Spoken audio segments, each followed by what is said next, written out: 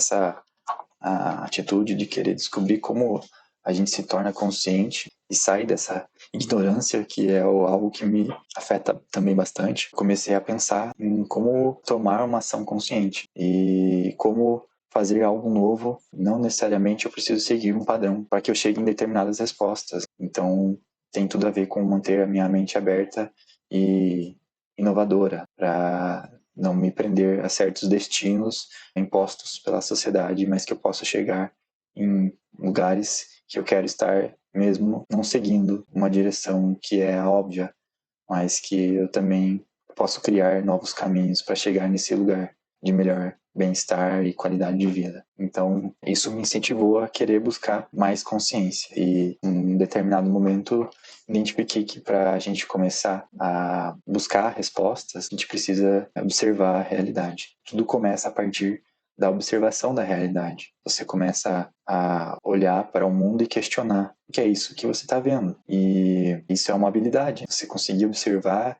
e identificar os elementos que estão se dando ali, você pode tanto ver de uma forma superficial ou como uma coisa super profunda. Então é uma atitude de zoom, né? Você está dando zoom, está chegando lá no átomo, ou você está vendo a superfície e está vendo só a matéria aos olhos nus. Então, esse observar, para mim, é muito poderoso. Aí você conseguir dar esse zoom, esse afastamento dos objetos de observação. E também a atitude de você duvidar daquilo que está sendo mostrado, porque nem sempre aquilo que se mostra é a realidade. Então, você está vendo uma coisa, por mais verdadeiro que aquilo seja, às vezes aquilo ali é uma ilusão. E é feito para ser uma ilusão, para você acreditar que é a verdade, mas no fundo é uma ilusão. Então, a atitude de observar sempre tem que estar acoplado, na minha perspectiva, a atitude de você estar duvidando o tempo todo daquilo que você está vendo, porque a verdade absoluta mesmo da coisa, ela dificilmente vai se dar para você. E nem sei se a gente consegue abarcar a totalidade do mundo através das nossas perspectivas.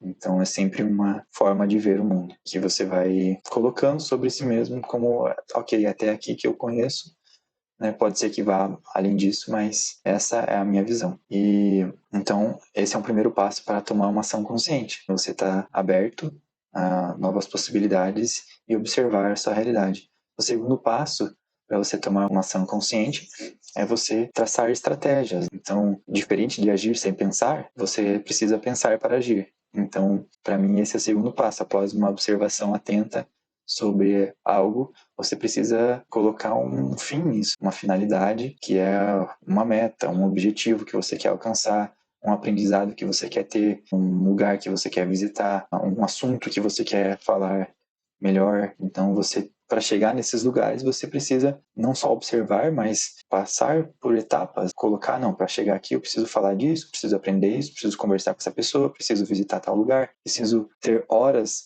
de prática sobre algo para então chegar nesse lugar. E também saber estar flexível e aberto, que você vai errar no caminho, que essa estratégia inicial ela não é a estratégia única, nem a mais eficiente e que vai dar certo logo de primeira. Pode ser que dê, mas pode ser que não. Então você tem que estar, para você chegar num fim, vão precisar de pequenos passos. Os grandes passos precisam de pequenas metas. Atingir os grandes objetivos precisam você passar por um dia de cada vez. Então esse seria o segundo passo de uma ação consciente, você traçar objetivos para chegar no momento de você agir. E o terceiro passo da ação consciente para mim é a ação em si. Então, você observou, você traçou objetivos, agora você precisa colocar esses dados de pensamentos na realidade para testar. É a famosa prática. E que é onde você vai ver se aquilo que você observou e planejou de fato aconteceu da forma como você tinha pensado, ou se foi diferente, mas você tem que agir. Se você só ficar preso nos seus pensamentos, a coisa não muda e não vai para frente. Então, esse é um passo importante, né? A gente não pode esquecer que para tomar uma ação consciente a gente precisa agir. Se a gente quer se tornar uma pessoa mais altruísta, a gente precisa praticar altruísmos. Se a gente quer ser uma pessoa mais paciente, a gente precisa ter mais paciência nas nossas situações. A gente não vai ser uma pessoa mais paciente só pegando e falando, não, agora eu sou uma pessoa paciente. As situações que vão nos irritar, que vão nos demandar paciência, são elas que vão dizer se a gente é paciente ou não. Infelizmente, passa por um tipo de sofrimento, um esforço. Não tem outro jeito. Você tem que se esforçar para que essa ação condiza com aquilo que você quer ser, com aquele valor que você quer adquirir em si mesmo. Então, esses foram os 3 passos da ação consciente. Mas eu percebi que aqui ainda, mesmo passando esses 3 passos, a gente ainda não está num nível de consciência que é digamos assim, o maior nível de consciência, porque senão a gente ficaria no mundo só observando, planejando e agindo. Mas nada adianta a gente só fazer isso se a gente não aprende com os nossos erros, se a gente não aprende com as nossas ações. Então, por isso que o 4º passo aí sim, da autoconsciência, e não mais de uma ação consciente, agora ela passou da ação e passou para o aprendizado da ação, que é você olhando para a consciência de algo que você fez e começa a querer aprender com isso, começa a querer lapidar suas estratégias, fazer melhores escolhas no caminho, ver que o que você fez se distanciou do seu objetivo ou se aproximou do seu objetivo e agora você precisa repetir ou não, melhorar ou não, aprimorar essa ação consciente. Então, o 4º passo é o estudo dessa ação, é a análise dessa ação. E o 5º passo é o aprimoramento, onde de fato o ciclo ele recomeça. Você fez a ação, você estudou a ação, agora você tem que duvidar de novo, observar se isso que você está fazendo tornou você mais consciente, ficou mais perto de onde você queria chegar. Por exemplo, se você está num momento difícil na sua vida, de muito estresse, se você quer tomar uma atitude que atinja ali a raiz do problema, não fique só se dopando de remédio, enfim, achando que aquilo vai, só assim você vai mudar, ou, sei lá, faz um exercício, mas continua comendo mal.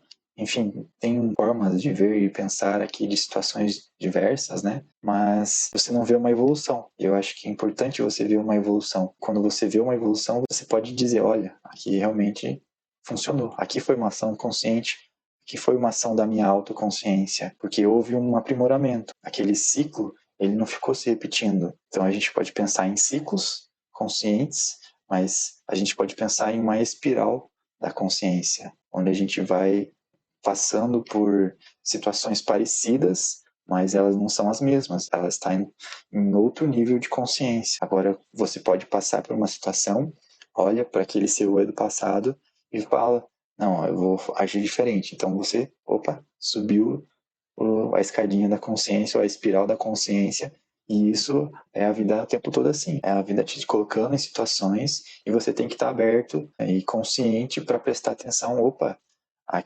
isso aqui é um ciclo, eu estou vivendo isso aqui muito, eu preciso aprender algo diferente para passar de fase, para não ficar repetindo, porque ficar repetindo isso não é mais o que eu quero. Às vezes é um relacionamento tóxico, às vezes é um trabalho que você não se sente melhor, né? Às vezes é uma coisa pessoal, familiar, que começa a aparecer muito na sua vida e você sempre age da mesma forma e você precisa dar um passo a mais na consciência para que aquele ciclo termine e passe para outro ciclo de aprendizado. Então, para mim é isso. A autoconsciência é essa espiral da vida onde a gente vai evoluindo e tudo depende da nossa capacidade de conseguir olhar para nós mesmos, para nossas ações e planejar, duvidar, pôr objetivos, estudar aquilo que a gente fez, traçar caminhos melhores e ter coragem para tomar atitudes diferentes, mesmo que seja dolorido, para a gente poder sair do lugar. Então, esses são os 5 passos da autoconsciência, que eu acho que a gente pode ver isso como uma filosofia de vida. É uma filosofia de vida que a gente tem que estar atento às situações para a gente chegar mais perto daquilo que a gente quer ser ou quer se tornar.